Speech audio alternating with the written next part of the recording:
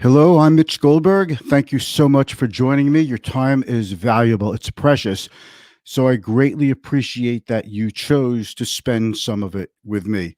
We're talking about taxes, in particular, an increase in taxes as defined by either the corporate, personal, or capital gains rates.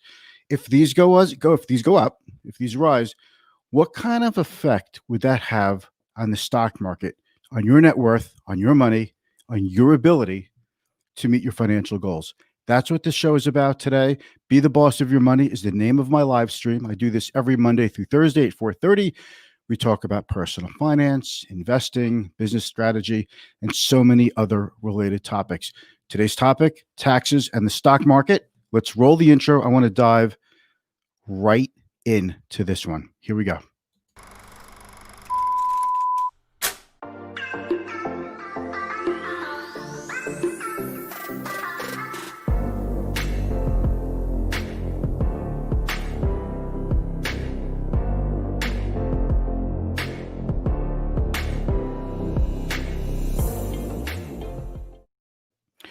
Okay, thank you so much for joining me today. I'm Mitch Goldberg. If you're just joining us now, you're watching Be the Boss of Your Money. It's my live stream. I thought it was so clever when I named it Be the Boss of Your Money. It's about you becoming the boss of your money, not your money being the boss of you. That is very easy to happen, by the way, when your money becomes the boss of you.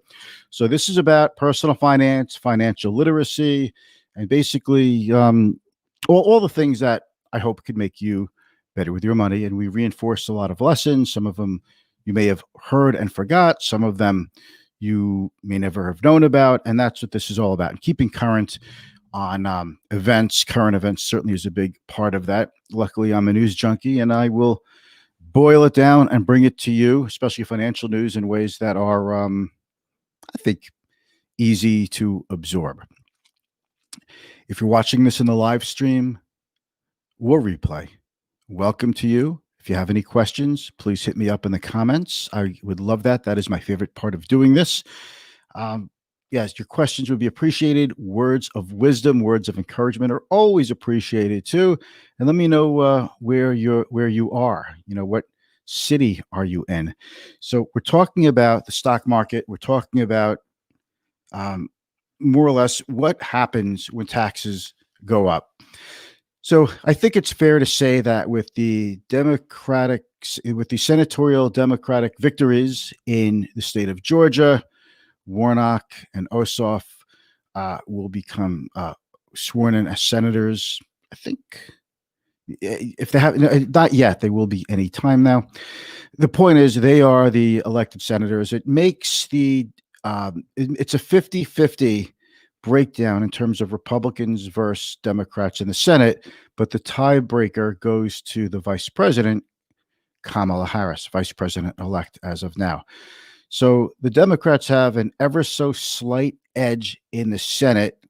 This should help Democrats push their agenda through Congress a little bit easier. They've got the presidency, they've got the House, barely have the Senate. But we'll see. I think the assumption is, will the Democrats raise taxes? And what does that mean? It reminds me of an old expression, which I think there's a lot of truth to it. Tax and spend Democrat. Now, before somebody gets all political on me, I just want to say that, you know, what happens with tax increases often comes with spending increases as well. So we need to take a look at a couple of things. As far as the stock market goes, I'm going to skip the usual update. It was kind of a flat day in the market. It was a slightly up day yesterday, a little bit of a down day on Monday. It's basically been a very quiet week. Right now, as we speak, the House is voting to impeach President Trump for the second time. We'll see how quickly they can get it to the Senate. The Senate's supposed to vote pretty quickly on removing the president or letting him stay in power.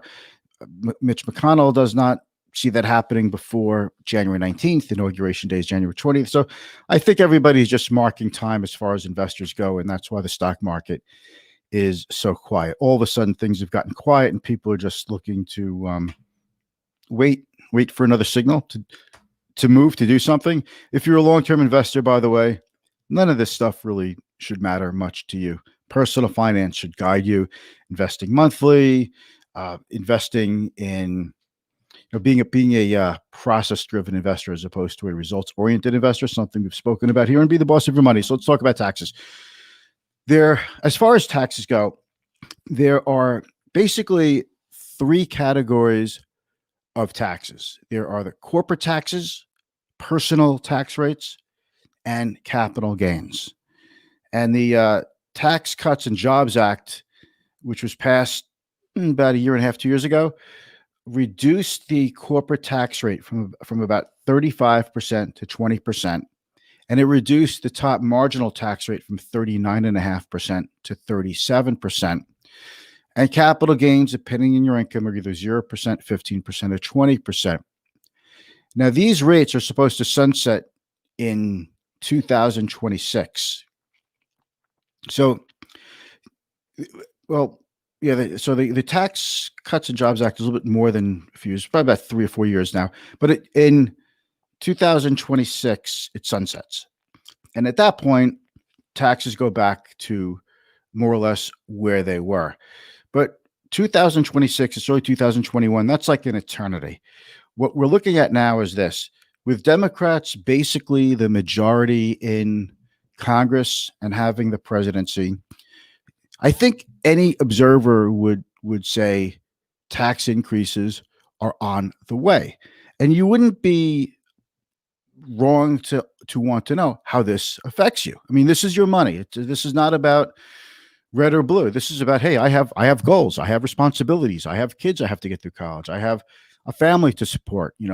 My wife and I would like to retire and enjoy some time in our golden years. There's a lot of responsibilities that you have, not to mention everything you have to pay for, like healthcare and all your bills and everything else.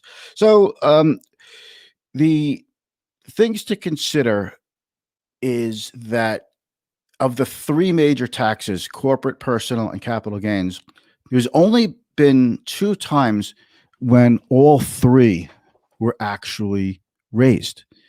And that moment in time was 1993. Bill Clinton was president. And that ushered in a major boom in the stock market. It was just a great time to be in the market. And then the other time was 2013. And that turned out to be a really good time in the market as well. So of the 13 or so times that taxes have been raised, whether it be one of the categories of taxes or all of them or 2 of them, overall, the stock market has done pretty well. So you can't just look at taxes as if they're in a bubble. Okay. By the way, we have somebody out there, and just a quick question. I want to get to Victor Luke coming at us from Facebook. Hey, Mitch, is it a good time to refinance auto loans right now? If so, which entity is best in your opinion? Okay, well, that is a little off topic, but it's an important question. I would say now is as good a time as any to refinance a loan. Rates are super low. Could they go a little lower? Yeah. Could they go a little higher? Yeah. Do I know for sure which way rates go over the very near term? No, and neither do you. But rates are really low. That's what we know. Rates have gone up. It seems like the general base case is that rates will continue to go higher. The economy really picks up ahead of steam during the second half of this year, 2021. So starting, let's say, July, August, September, people get back to living their lives. You get back to spending, taking trips, using more gas. Inflation pops up. Inflation is already creeping up in terms of food prices and other commodities. So it's hard to imagine. It's hard for me personally to imagine rates revisiting their lows unless something truly, truly horrible happens in the world that causes a sudden rush into treasury securities. And typically when you get those kinds of major market moving events, they usually don't last very long. So my answer is yes, now is as good a time as any. So let's talk about taxes. There's something I want to put up on the screen. That's the one of the best things I can show you that will really, I think, tie all this together. And this is really good. Well, folks, if you have any questions, definitely hit me up. And I hope you could see this on your little screen. I'm going to make this as big as I can without um, going out of the box. Is that still in the screen? All right, that's about the best I could do. But if you take a look at this, when there have been tax increases since 1950, okay, and here they are, 1950, 51, 52, 68. All right, 93, we had them pop up. 2013. I think they're missing one little check mark here, but that's besides the point. When you see tax increases, okay, the S&P 500 is the orange, and overall, the S&P 500 has rallied in years when there's a increase in tax rates. In fact, 2013 was a really good year. This is as measured by the S&P 500, which is an index. You can't invest directly into an index, but you could invest into a security that tracks or mimics an index. But if you see this, a lot of people always, worry, oh, the Democrats are in power. They're going to raise taxes. They're going to kill the stock market. Do you have any data that backs that up? Because I have data that doesn't back that up. In fact, the data I have says when taxes go up, the market often follows it. I'm not saying it's cause and effect, but there's a correlation. And there are too many things to judge this on. You don't just raise rates in a bubble. There are other things to consider in times of when rates are raised. There's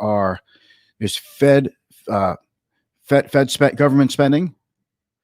There are changes to social welfare programs, interest rates, Fed policy, inflation, earning cycles, innovation. For example, in 1993, when rates went up, the market went up, but that was also just about the time when the internet came about. And, that changed everything. The 80s was all about the PC. The 90s was all about connectivity. And that ushered in an incredible decade of stock market returns. So that's one thing. The personal income, currently, again, the top rate is 39.5%. I'm sorry, it's 37%. It was 39.5%. So these are some of the things that you need to take a look at. If I was to advise clients, and I do, I'd have to say first, I'm not a CPA or tax advisor. You should always consult with your own tax advisor or CPA. I'm not I don't give tax advice. This is not about tax advice. This is about how taxes affect the stock market. But I'm not making changes to accounts that I manage for clients based on what might or might not happen with taxes. Because when taxes have gone up or gone down, investors adjust, the business community adjusts, and we just march right past it. I think other things that could keep the stock market afloat that could come with tax increases are spending. And typically what happens is when the government does raise taxes, it does raise spending as well. And it's that kind of stimulus that puts money directly into the economy that gets stocks moving, that gets the economy really moving much, much better. So there's no proof that, raising taxes is bad for the stock market. Now, I know, we could get a tax increase in 2020 or 2021. I'm sorry, in 2021 or 2022. And you could say that, and if that hurts the market, then people say, you see, I told you a tax increase would hurt the stock market. But that would be a rarity if the stock market goes down because taxes went up. If anything, if taxes go up, we expect stimulus from the Biden administration, an infrastructure spending bill, and these are all very good for the economy. There's something called MMT, modern monetary theory, MMT, which is, by the way, what the current administration has been doing, and it's what every administration has been doing since I've graduated college, which was 1989. And what that means is that when the government borrows, that creates assets for the private sector. When the government shrinks its balance sheet, it also shrinks assets of the private market. I think MMT is sometimes a little convenient because it means you get to spend money that you don't have on things that you want. But that's what we've been doing as a country. That's what all the developed countries, the Eurozone, Japan, Great Britain, and the United States, we've all been borrowing like mad, and that's only accelerated to help get through the pandemic. So that's really the story. I'm going to, if you want this chart, if you want to know where I got it from, it was on the, there was research done that Fidelity wrote about. So I got it off of Fidelity's website. But if you want to see, if you want the link to this article where I got this from, you just, you let me know, and I will be glad to send it to you. Okay. I'd be very happy to do that. Let me just see if I could pull up one more thing here. Okay. So I just want to just a couple of things. Tax increases may not be the obstacle that many investors expect. Typically, there is a sizable federal spending as an offset, and the stock market has the potential to see past the tax increases because of so many other factors, which is more or less what we've been, what we've been talking about. There's just too many things to consider in determining future stock returns, which, by the way, do we know what if taxes are going to go up for sure? No, we don't. Now, I spoke with a CPA about this this afternoon, this very topic, and he said the tough thing for him is his clients want a higher level of planning, and it's very tough to do when you don't know what tax rates are going to be. And my advice was, I'm giving advice, right? No, my thought is, well, get ready for it, but you really can't change anything until you figure out what the tax policies are going to look like. It might affect capital gains rates. It might not. Maybe you'll get a tax break on IRA distributions. You should also know this, and then I'll let you go. About 75% of all stock holdings are in tax deferred or tax sheltered accounts. I don't know if you knew that. So the impact of capital gains taxes on the stock market is not nearly as big today as it was, let's say, 20 years ago. The other thing is, it doesn't mean that all, corporate insiders at Facebook and Amazon and other companies are going to run out and sell all of their stock because they want to beat the capital gains taxes. Because if they all do that, that alone will cause their stocks to drop, potentially significantly. The other thing is, insiders are not always allowed to just sell all of their stock. They have schedules that they have to follow that determines how much stock they're allowed to sell and when they're allowed to sell. When the windows are every quarter of when they can sell a certain amount of stock or exercise a certain amount of stock options and then sell. So the bottom line is, we don't really know what corporate taxes, personal taxes, or capital gains taxes are going to be. But historically, and we can only use history as a guide for this, when taxes have gone up, it has not been a problem for the stock market. And if you can prove it to me otherwise, I'd love to see that, and we'll talk about that. Thank you very much for watching. Greatly appreciate it. And I'll see you tomorrow.